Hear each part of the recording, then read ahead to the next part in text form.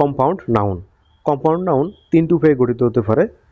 প্রথম উপায়টা হলো নাউন প্লাস নাউন, অর্থাৎ দুটি নাউন মিলে কম্পাউন্ড নাউন হয়। আবার দ্বিতীয়টা হলো নাউন প্লাস জেরান্ড, অর্থাৎ একটি নাউন এবং একটি জেরান্ড মিলে কম্পাউন্ড নাউন হয়। তৃতীয়টা হলো জেরান্ড প্লাস নাউন, অর্থাৎ একটি জেরান্ড এবং জেরান্ডের পরে যদি একটা নাউন থাকে তখন দুটো মিলেই আমাদের হয়ে যায় কম্পাউন্ড নাউন।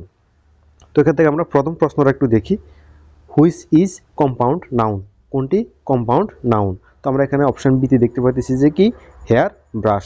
তো আমরা জানি হেয়ার একটা নাউন, ব্রাশ একটা নাউন, দুটা নাউন মিলে এখানে হেয়ার ব্রাশ হয়ে যাবে আমাদের কম্পাউন্ড নাউন। তাই এখানে আমাদের কারেক্ট আনসার হবে অপশন বি। 2 নম্বর প্রশ্নটা একটু আমরা দেখি, this is my writing table, here writing table is dash. তার মানে এখানে আমাদের রাইটিং টেবিলটা কি সেটা জানতে চাইছে।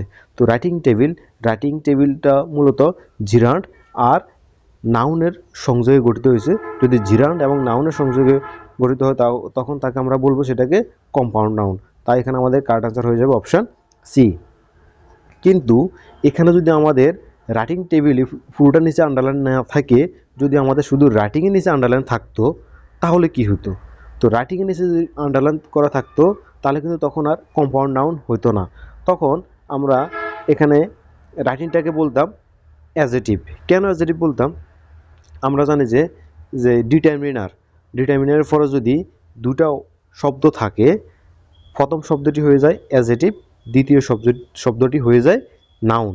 তো এখানে মাই এটা একটা পসেসিভ ডিটারমিনার, আর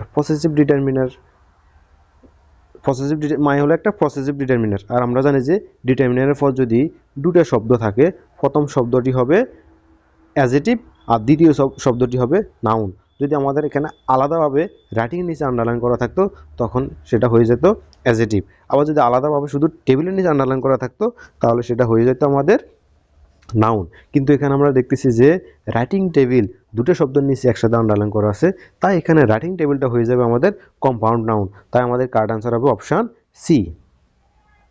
এবার আমরা 3 নম্বর প্রশ্নটা দেখি, this is my handwriting. তো এখানে আমাদের বলছে here handwriting is dash. তো এখানে আমরা দেখতেছি যে হ্যান্ড রাইটিং পুরোটার নিচে আমাদের আন্ডারলাইন করা আছে।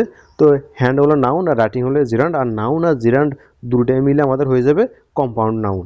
কিন্তু এখানে যদি শুধু হ্যান্ডের নিচে আন্ডারলাইন করা থাকতো তখন সেটা কি হয়ে যেত, সেটা হয়ে যেত আমাদের অ্যাজেটিভ। কেন অ্যাজেটিভ হতো, আমরা জানি যে এখানে মাই একটা পসেসিভ ডিটারমিনার, আর ডিটারমিনার পর যদি দুটো শব্দ থাকে, প্রথম শব্দটা হলো আমাদের অ্যাজেটিভ, পরের শব্দটা হলো আমাদের নাউন।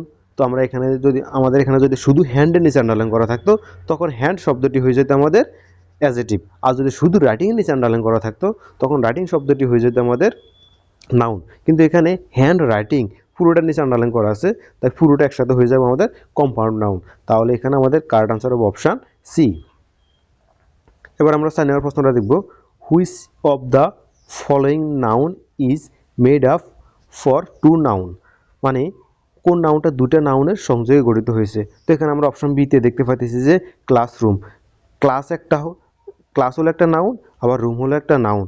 তার মানে দুটো নাউনের সংযোগে গঠিত হয়েছে আমাদের ক্লাসরুম। তাই এখানে আমাদের কারেক্ট আনসার হবে অপশান বি।